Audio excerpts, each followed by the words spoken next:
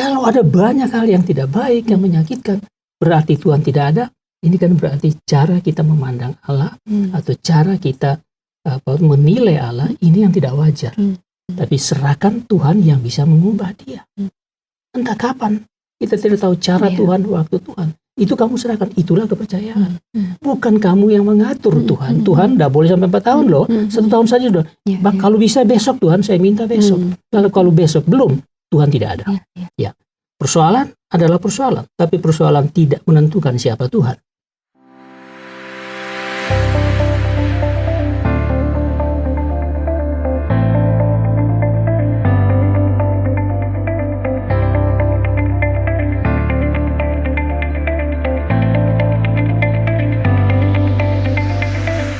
Halo sahabat, senang sekali saya Elo bisa menjumpai sahabat kembali di program Bincang Kita, bercakap bersama mencari makna. Apa kabarnya hari ini? Semoga selalu sehat ya, dan hari ini kita berjumpa kembali. Dan harapan saya, kami bisa menemani Anda kurang lebih 30-45 menit ke depan. Dan hari ini saya sudah ditemani oleh Bapak Pendeta Fredrik Makitan yang akan berbincang bersama kita hari ini. Apa kabar Pak Freddy? Baik. Senang sekali bisa berjumpa kembali, kita bertemu kembali. Sama-sama. Terima kasih sudah hadir kembali untuk menemui sahabat bincang kita hari ini.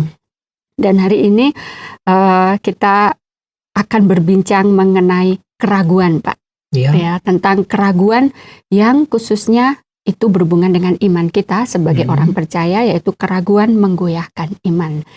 Nah, kalau berbicara tentang ragu-ragu, kalau saya boleh menyaksikan sedikit ya Pak, saya pernah mengalami sebagai orang yang percaya Tuhan Yesus, yang sudah sekian puluh tahun mengikuti Tuhan Yesus, ada kejadian-kejadian dalam hidup saya yang itu di luar yang saya duga gitu ya. Tentunya itu pasti bukan yang senang ya Pak ya, pasti yang menyulitkan, menyakitkan. Nah, di satu titik itu saya pernah merasakan bahwa benarkah Tuhan yang saya percaya selama ini memang mengizinkan ini terjadi? Apa memang Tuhan itu ada? Kenapa sampai hal yang sangat menyakitkan itu bagi saya itu bisa terjadi? Nah, di situ saya timbul ragu-ragu dalam arti, benarkah ini memang Tuhan mengasihi saya? Benarkah Tuhan memang sayang sama saya, dan apakah akan memberikan solusi buat saya atas hal ini? Apa sih maksudnya? Nah, keraguan itu bermain dalam pikiran saya, dalam kehidupan saya, dalam hati saya. Nah, apakah ini Pak wajar gitu ya ketika dialami oleh orang percaya yang bahkan mungkin puluhan tahun dia melayani Tuhan, puluhan tahun dia percaya kepada Tuhan, dan apakah setiap orang percaya khususnya pasti mengalami hal ini, ragu-ragu yang mungkin di tingkat yang cukup membuat dilema, membuat menyita pikiran, menyita waktu, seperti itu. Ya, apakah ini wajar apa tidak wajar ya? Iya. Saya kira pengalaman Mbak Elo itu adalah pengalaman semua orang percaya ya. Jadi orang percaya yang kita pahami di sini adalah orang percaya, orang yang telah percaya kepada Yesus Kristus sebagai anak Allah. Dalam istilah teologis ya, bukan biologis, yang adalah Tuhan dan Juru Selamat, ya, yang adalah Maha Kuasa, ya anak Allah, dia Maha Kuasa, yang Allah berkenan bagi dia, dan itu kita percaya dan mempercayakan diri sepenuhnya. Maka kita disebut sebagai orang percaya, ya, dalam bahasa Inggris, true believers. Jadi orang percaya yang sungguh-sungguh, ya, bukan orang percaya oleh karena warisan atau agama Kristen aja di KTP gitu ya Pak ya. KTP ya. Jadi nominal Kristen kalau dalam bahasa Inggris, atau true believers ya. Nah, kalau ditanya wajar atau tidak wajar ya, kalau kita melihat bahwa ternyata itu tidak hanya Mbak Elo, tidak hanya saya, tapi semua orang Kristen kalau ditanya ya dia mengalami kehidupan imannya itu, ternyata dia berada di dalam situasi yang tidak selalu senang, dan juga tidak selalu nggak beres, tidak selalu menyusahkan. Seakan-akan dua hal yang bertentangan itu ya, yang baik dan yang tidak baik ya, atau yang buruk yang menyenangkan dan yang menyusahkan, yang penuh sukacita atau yang penuh duka cita, yang selalu berhasil atau yang selalu gagal dan sebagainya. Sebetulnya semua itu, jadi hal yang positif dan negatif itu kok selalu berpartner seakan-akan di dalam kehidupan manusia. Sebetulnya tidak hanya orang-orang Kristen atau orang-orang yang percaya kepada Yesus Kristus ya. Percaya atau tidak percaya, dua hal positif negatif itu selalu bersama-sama ya. Dan kalau pasti ada gitu. Pasti ada. Jadi kalau aliran listrik positif dan negatif itu harus sama-sama ada baru lampu bisa nyala. Jadi kehidupan itu ada, berarti itu juga melekat. Jadi kalau dipandang dari sudut ini sebagai seorang manusia ciptaan Tuhan yang hidup di bumi ini, di dunia ini yang juga penuh dengan kejahatan yang ada, juga penuh dengan kebaikan, ya tidak hanya kejahatan. Kalau kita melihat begitu, berarti kita katakan itu wajar. Karena semua orang mengalami pasti itu. mengalami. Ya, pasti mengalami. Nah, tapi apa yang tidak wajar? Memang ada juga yang tidak wajar. Nah, kalau tadi bicara tentang orang Kristen atau orang yang percaya kepada Kristus, ya. Lalu kita kalau selama kita senang ya, berhasil, uang cukup, hampir tidak sakit, semua saja, berhasil. Kita bersyukur, wah Tuhan itu benar-benar ada. Lalu kalau kita sakit, apa Tuhan ada enggak ya? Ini kan pikiran yang tidak wajar sebenarnya. Artinya begini, yang tidak wajar adalah bagaimana kita berpikir tentang Tuhan itu. Jadi kok bisa? Kenapa tidak sama dengan Ayub misalnya? Loh, memangnya hidup di dunia ini semuanya serba baik? Baru itu bukti Tuhan ada? Kalau ada banyak hal yang tidak baik, yang menyakitkan, berarti Tuhan tidak ada. Ini kan berarti cara kita memandang Allah atau cara kita menilai Allah ini yang tidak wajar. Tapi persoalan hidup baik dan tidak baik, ya senang tidak senang, semua itu bercampur adalah hal-hal yang wajar. Mengapa wajar juga? Karena begini, kita ini memang sedang hidup di bumi ini yang ya kita tahu seperti itu.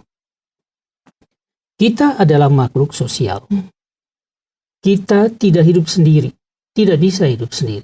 Kita ada di dalam satu komunitas, misalnya komunitas terkecil kita adalah barangkali kita dan seorang teman yang dekat dengan kita.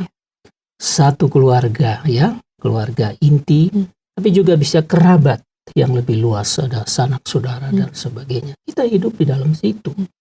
Lebih luas lagi, kita tinggal di satu tempat di mana kita punya sekelompok besar tetangga. Ya, sudah macam-macam latar belakang ya. Kita hidup juga bekerja, ada di dalam satu organisasi misalnya, di dalam satu perusahaan misalnya. Di situ juga ada komunitas di mana kita bersama-sama dengan orang lain. Dan bisa lebih luas lagi, dan sekarang dalam dunia internet ini kita punya masyarakat jauh lebih luas meskipun kita tidak bertemu face to face. Dalam kehidupan kehidupan sosial semacam ini, kita hadir sebagai orang yang percaya kepada Kristus, dan kita bagaimanapun juga pergesekan itu ada, terpaksa ada. Ya, mengapa? Karena ada perbedaan karakter manusia. Ya, beda-beda karakter. Dalam keluarga pun beda karakter. Ada juga perbedaan keakuan, ya. Ada yang kekuannya kuat amat, egonya kuat amat. Ada yang masih bisa sedikit toleran, bisa sedikit fleksibel, ya bisa mengerti ya. Dan ya itu juga jangan lupa bahwa kita yang hidup bersama ini setiap orang punya kepentingan. Nah, kepentingan ini yang saling bertabrakan. Nah, karakter, ego, kepentingan membuat kita merasa kita senang atau kita sakit, kita dalam persoalan atau kita tidak dalam persoalan, dan semua ini adalah pergesekan. Nah, kewajaran terjadi karena itu. Jadi jangan berpikir soal baik dan tidak baiknya di sini dalam. Tapi bagaimana saya hadir sebagai orang percaya, dan apakah yang baik saja yang merupakan bukti Tuhan ada, yang tidak baik adalah bukti Tuhan tidak ada, atau Tuhan tidak sayang. Tuhan tidak sayang, Tuhan tidak kasih. Kan kita punya konsep Tuhan itu maha kasih, ya. Yesus yang kita ikuti itu maha kasih, penyayang, ya, maha tahu, maha kuasa. Dia adalah problem solver yang terbaik, yang utama. Tapi kalau kita dalam kondisi di mana kita dicaci maki orang, kita dalam situasi yang sangat sulit, apa kebutuhan-kebutuhan kita yang paling utama tidak terpenuhi, anak mau sekolah, ternyata pembayarannya tinggi sekali, kita tidak punya uang atau gaji tidak cukup, artinya Tuhan tidak ada. Begitukah kita berpikir? Oke.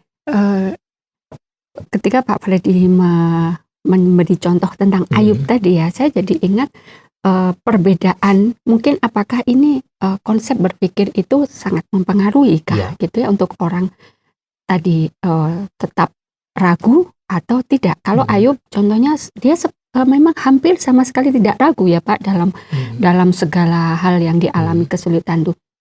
Saya jadi teringat satu murid Tuhan Yesus, yaitu Yohanes Pembaptis. Bahkan dia kan murid yang luar biasa juga. Dia saja dipercaya untuk membaptis Tuhan Yesus, gitu. Tapi ketika dia mengalami kesulitan, ketika dia di penjara, ketika dia ada hal-hal yang dialami oleh karena dia menjadi murid Tuhan Yesus, itu dia sempat ragu, gitu ya, dalam keraguan besarnya, apa benar dia Mesias, gitu, apa benar dia memang juru selamat yang dijanjikan. Nah, konsep apa ini Pak yang membuat orang itu ada satu hal seperti Ayub, ada satu sisi sama-sama hebat ini, ya, sama-sama hebat loh, ini sama-sama orang yang kesetiaannya kepada Tuhan nggak perlu diragukan. Itu apa yang membedakan Pak? Iya, ini pertanyaan yang bagus, ya. Saya kalau kita sedikit menyentuh Ayub, ya, Ayub ini kalau kita baca itu, ya, ya, menurut penelitian, ya, sebenarnya Ayub sendiri yang menulis itu, ya. Itu sebabnya disebut kitabnya itu kitab Ayub, ya. Ayub menulis sesuatu. Apakah segala-galanya dia tulis? Yohanes kan katakan di kitab Injil Yohanes, ya, tidak bisa semua saya tulis. Nanti semua kitab di dunia ini tidak bisa memuatnya. Padahal itu pelayanan dengan Yesus cuma 3 tahun, ya. Nah, Ayub, apakah dia menulis semua? Kalau saya pribadi, saya masih yakin bahwa dia juga punya keraguan. Tapi tidak diungkapkan. Tapi dia tidak ungkapkan. Dia kan punya keraguan. Kesannya seperti tidak tergoyahkan, gitu, Pak. Siapapun yang memberi, kamu berhak loh nyalahkan Tuhan, itu istrinya tidak goyah, gitu. Seakan-akan begitu. Tapi dia mengambil hal yang memang merupakan kemenangannya. Ya. Tapi dia pasti menang atas kerugian. Saya tidak bisa bayangkan dalam satu hari seluruh hartanya habis, ya, anak-anaknya habis, lalu dia tidak berpikir ulang tentang Tuhan. Nah, di sini yang saya lihat bahwa kadang-kadang keraguan itu adalah satu pemicu untuk bukan saja meragukan Tuhan, tapi memperkuat iman kepada Tuhan. Jadi ini yang membedakan konsep berpikir itu, ya, Pak, ya. Itu sebabnya kita lihat pada kata-kata terakhir Ayub. Masakan kepada istrinya, masakan kita hanya mau menerima yang baik saja, yang tidak baik. Artinya dia sudah sampai pada satu tingkat pemikiran tentang apa yang kita anggap tidak baik itu ternyata akan mendatangkan sesuatu yang jauh lebih baik yang tidak bisa kita duga sebelumnya. Yaitu kalau kita melihat cara berpikir Ayub. Tapi saya tidak percaya bahwa dia tidak mengalami pergulatan sama sekali, gitu, ya, dia tidak mengalami pergulatan. Justru kadang-kadang keraguan itu membawa kita kepada satu keyakinan yang lebih kuat dari sebelumnya. Saya ingat Mazmur 56 ayat 4, kalau nggak salah itu 3 atau ayat 4, ya. Pemazmur berkatakan, pada waktu aku takut, aku ini percaya. Jadi sepertinya tidak mungkinlah orang itu kuat di dalam percaya tanpa melalui sedikit keraguan atau ketakutan, kekhawatiran. Tidak mungkin. Apa artinya sebuah keyakinan kalau dia tidak melewati keraguan itu tadi? Kalau keyakinan tidak kenal, apa artinya warna putih kalau nggak ada warna lain di situ? Mana kita bilang putih?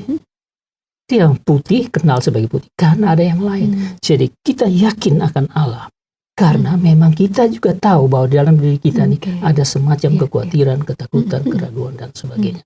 Kalau kita menyentuh lagi Yohanes Pembaptis, nah ini kita mengertinya begini, sedikit berbeda. Jadi Yohanes Pembaptis ini, bayangkan dia itu kan kerabat Yesus ya.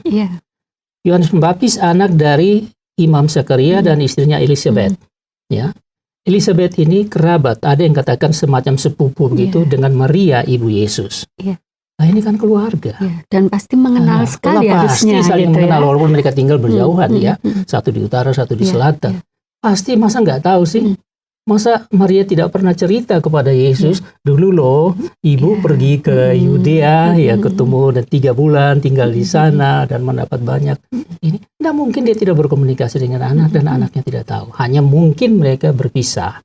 Oleh karena bukan saja tempat tinggal yang berjauhan. Karena Yesus kan dibawa lari ke Mesir, katanya ke Alexandria, kemudian dibawa ke Nazaret, besar di Nazaret.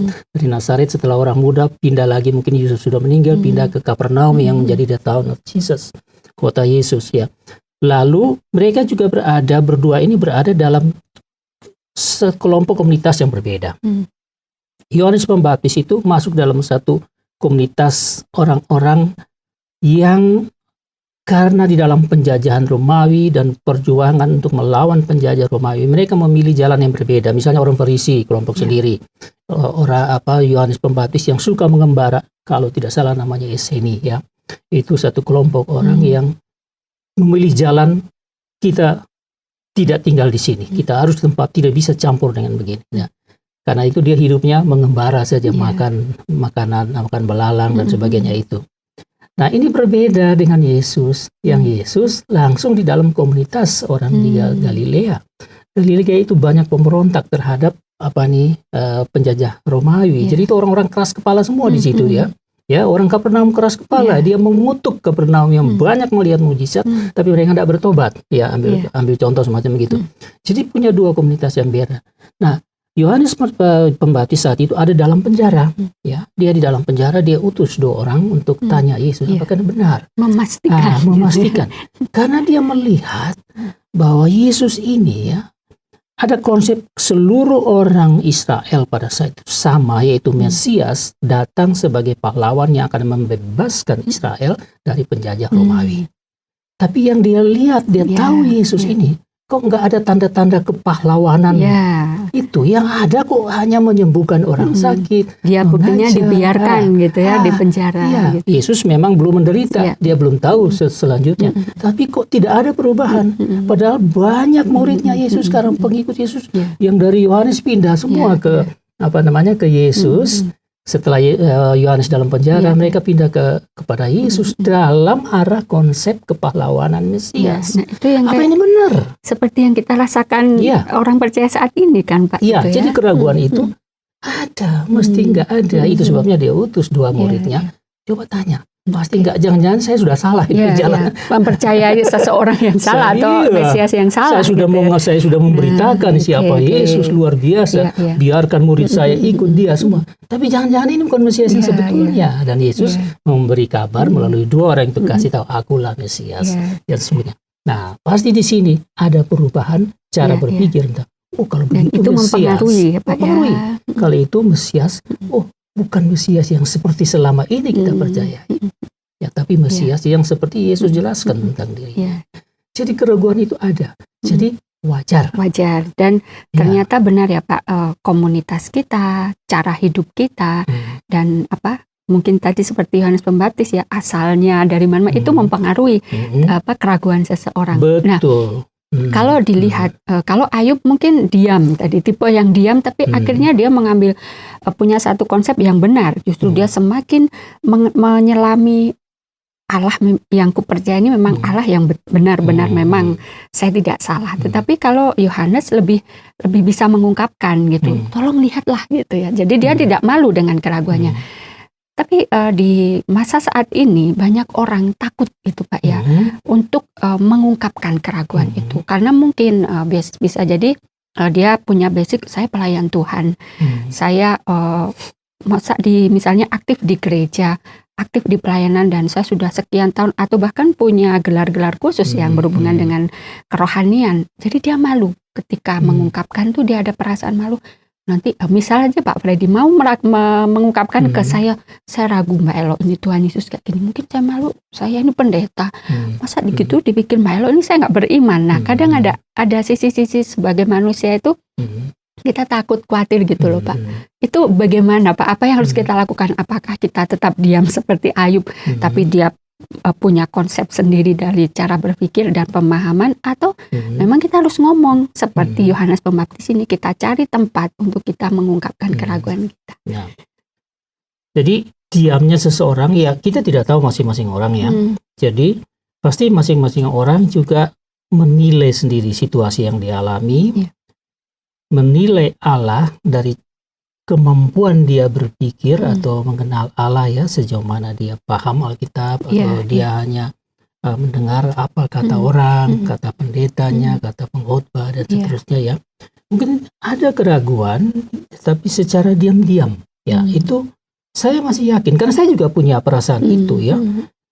Memang saya suka belajar ya, apa saja ya.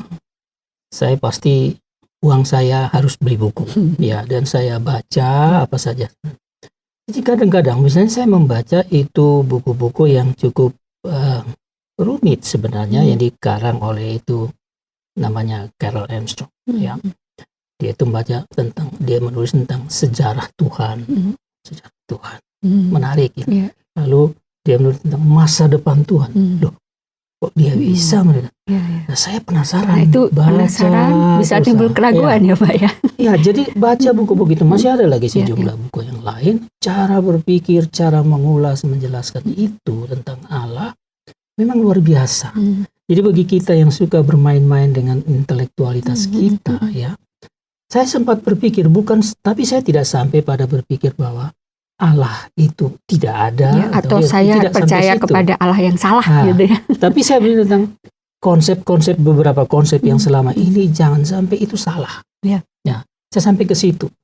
Nah, jadi semua orang bisa merasakan itu. Ya memang kalau orang diam, bisa diam karena dia berada dalam satu pergulatan yang tadi seperti Pak Elo katakan itu. Lah kalau misalnya saya sebagai pendeta, begitu ada keraguan ini karena sebetulnya karena kita berpikir, ya proses berpikir yang Allah kenal cara kita berpikir ya. Lalu karena begitu, lalu besok khotbah saya sudah berbeda. Ya, saya kira orang tidak sampai ke situ terlalu lancang itu, karena dia sendiri belum paham betul yang dia ragu itu memang keraguan yang sesungguhnya benar atau tidak. Karena keadaan semacam itu dia memilih lebih baik diam. Nah, diam ini dalam alasan itu bagi saya tidak masalah. Itu masih benar. Aja gitu Pak ya. Ya, karena tidak begitu gampang bagi kita. Begitu pikiran sedikit ditantang oleh pikiran-pikiran lain, kita langsung mulai ragu, lalu kita umumkan seakan-akan seperti Yohanes Pembaptis langsung mengutus gitu ya. Seperti itu ya.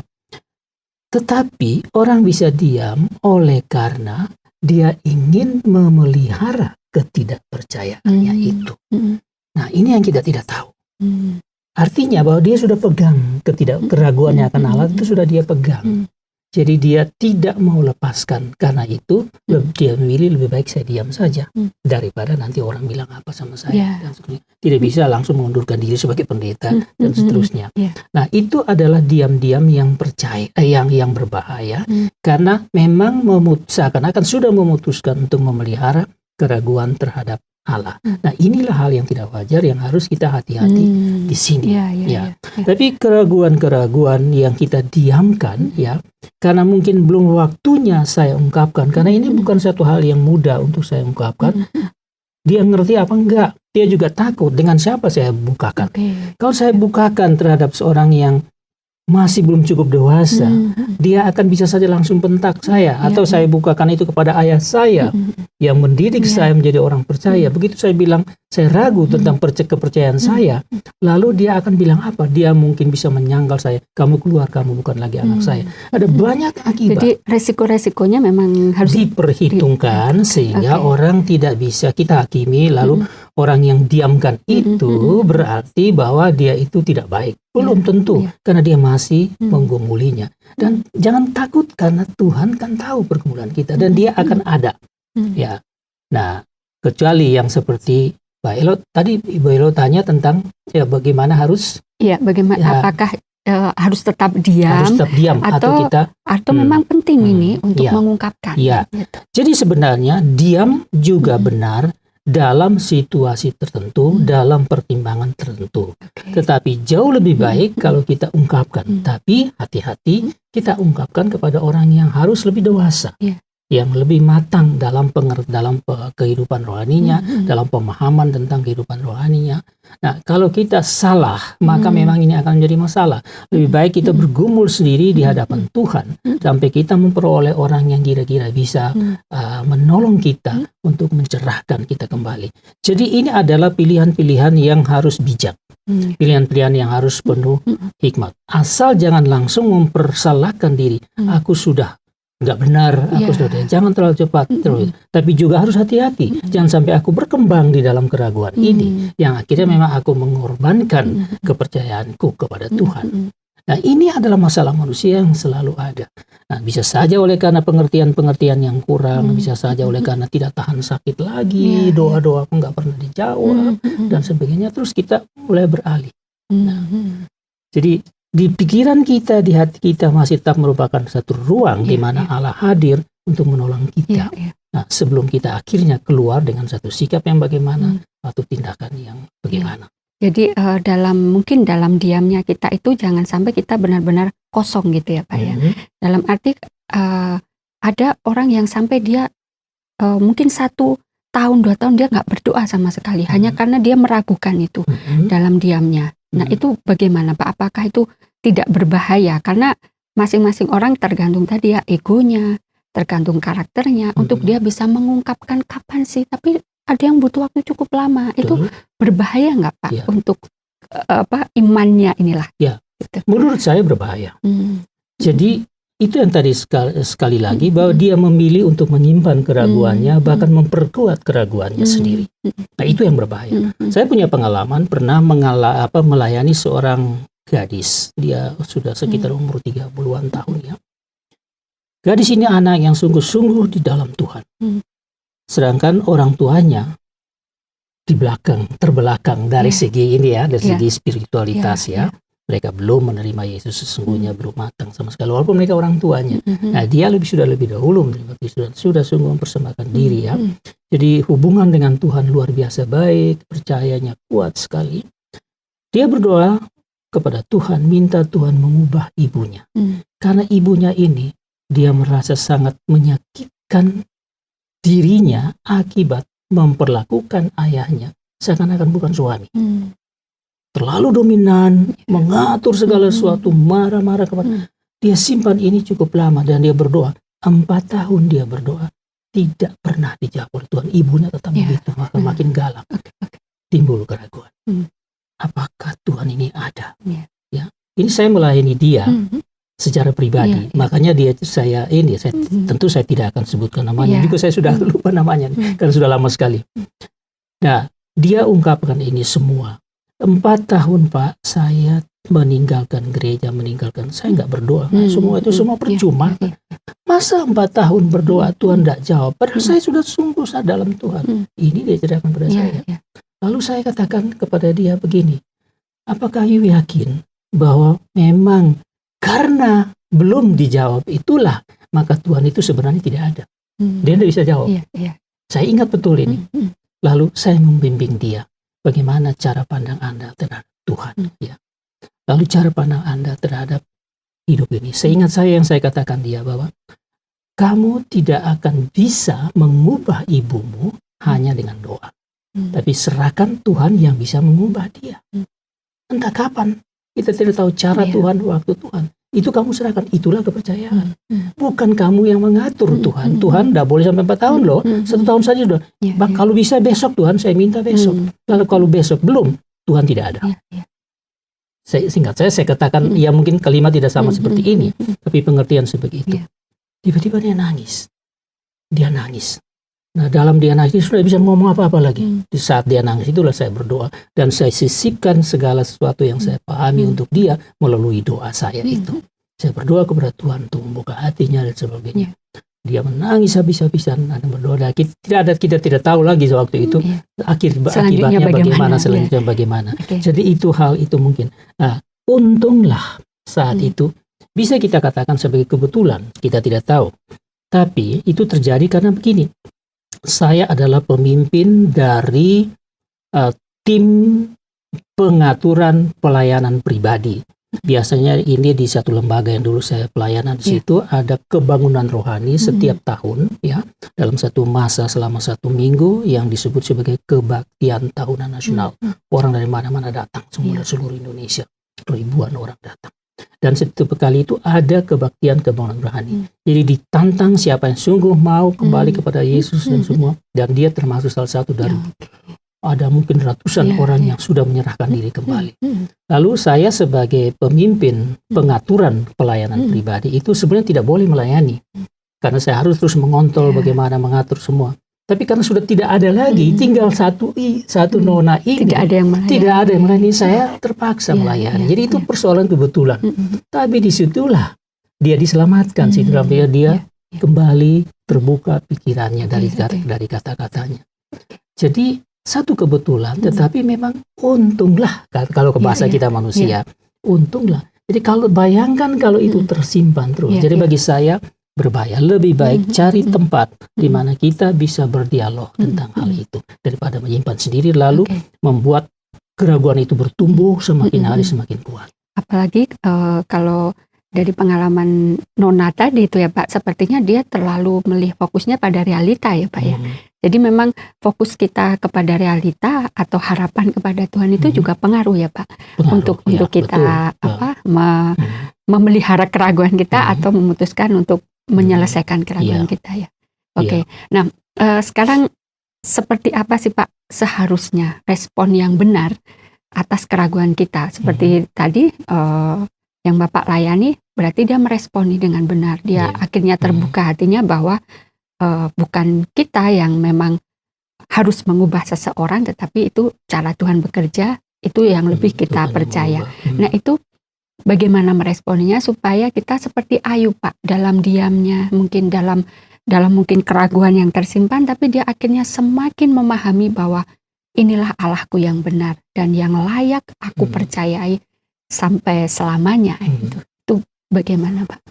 Iya, jadi misalnya kalau saya ya, ini hanya satu percontohan saja ya untuk memahami pertanyaan Mbak Elo sebelum saya menjawabnya. Jadi timbul dalam diri saya satu keraguan akibat ada satu kasus. Mungkin kasus itu lama seperti wanita itu tadi ya, atau kasus apa saja, sakit nggak sembuh-sembuh. Atau kadang pasangan hidup Pak. Sekarang banyak itu kan. Kenapa Tuhan izinkan misalnya saya dipertemukan dengan orang ini? Apakah memang benar Tuhan Engkau yang memberkati pernikahanku, Engkau Allah yang itu banyak sekali.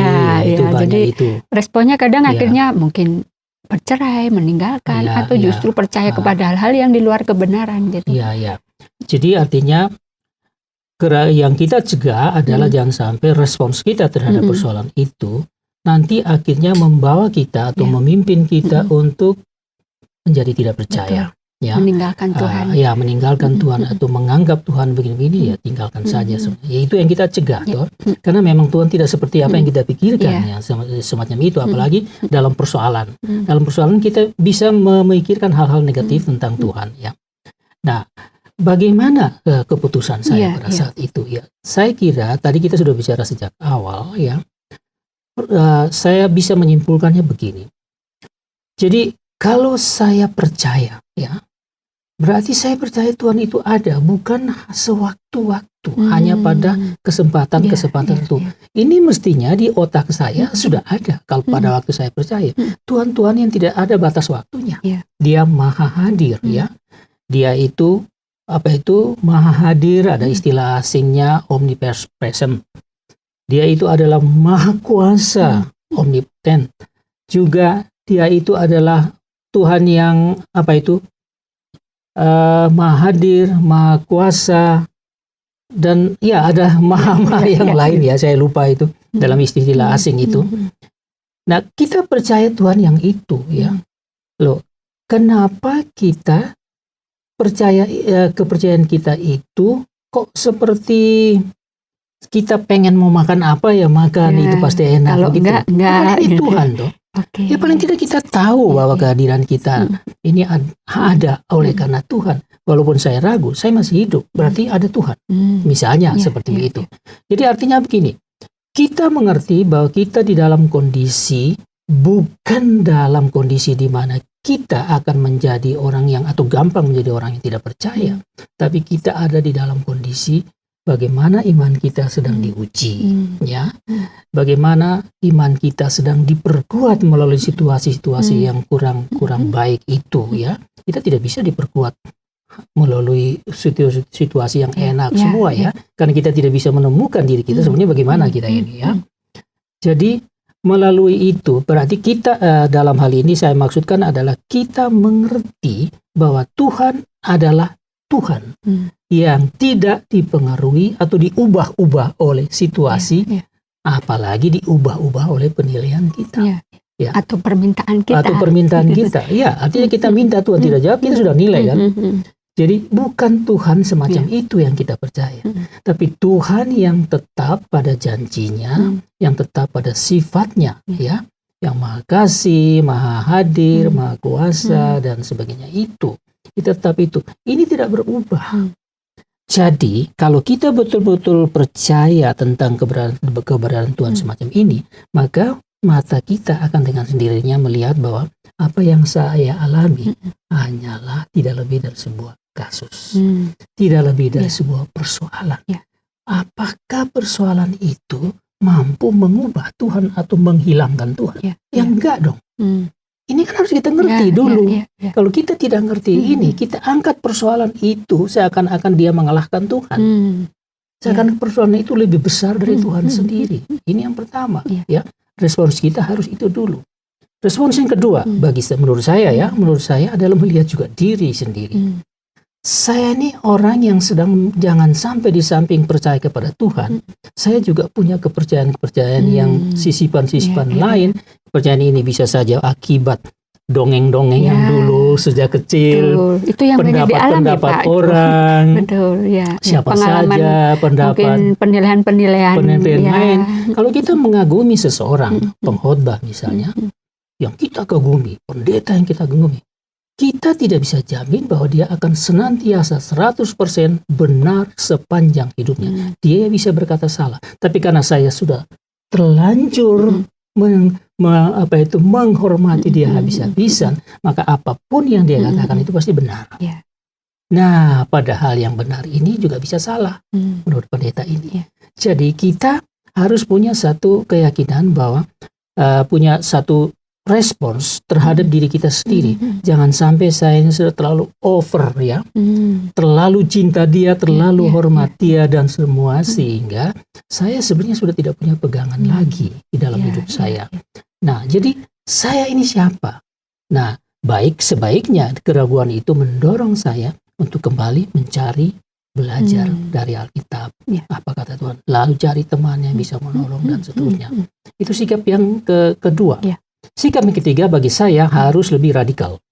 Apa itu, Pak? Radikal adalah kalau ada godaan-godaan pemikiran yang saya tahu sudah negatif, meragukan Allah, langsung saya stop. Tidak.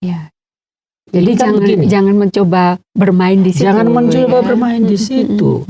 Ini kan seperti sebuah lingkaran. Kita masuk dari luar, godaan itu membawa kita makin lama makin termasuk hal menyangkal Tuhan, makin lama makin kuat kita menyangkal. Nah, ini yang kita harus hati-hati, ya, karena kita sudah tahu sejak awal tadi respons yang pertama, Tuhan adalah Tuhan, tidak bergantung dari pikiran saya, tidak bergantung dari pikiran orang-orang hebat, tidak bergantung dari pengarang-pengarang buku yang tebal-tebal, tidak bergantung atau realita pergumulan hidup. Atau pergumulan hidup, ya, apalagi persoalan kadang-kadang lebih kuat dari segala yang lain, ya. Nah, lalu kita meragukan Tuhan. Karena saya sudah yakin Tuhan itu adalah Tuhan. Itu tidak bisa lagi dijelaskan lebih jauh. Jadi yang ketiga adalah mengambil satu keputusan yang radikal. Tidak. Mengapa ini penting? Apa yang kita pikirkan, ya, terus menerus, misalnya ragu, takut, kurang percaya, kekhawatiran, itu dia akan membentuk atau dia akan itu ada saraf. Jadi ada saraf yang membuat kita punya emosi bagaimana, saraf yang membuat kita mengerti bagaimana, itu ada. Jadi secara saraf ya, neuro, itu kita seakan ada satu kabel ya. Jadi kabel yang semacam itu yang berhubungan langsung dari otak kepada sikap kita, dari semua itu ya. Kalau ada kabel itu sudah ada ya, jangan biarkan kabel itu langsung putus. Ganti dengan kabel baru. Tidak. Saya tidak membutuhkan pemikiran yang meragukan Tuhan. Karena itu membahayakan, akan mengubah pola pikir kita yang pertama tadi ya Pak ya. Putuskan kabel itu. Sambung kembali, minta Tuhan berikan kabel baru yang lebih kuat lagi, lebih mantap lagi ya, dengan kualitas yang lebih tinggi lagi, supaya apapun persoalan yang menimpa saya, dari mana saja, bahkan dari diri saya sendiri, dia akan mampu mengubah kepercayaan saya kepada Tuhan. Jadi disitulah Ayub rasakan. Respon itu yang Ayub punya ya Pak ya. Punya itu.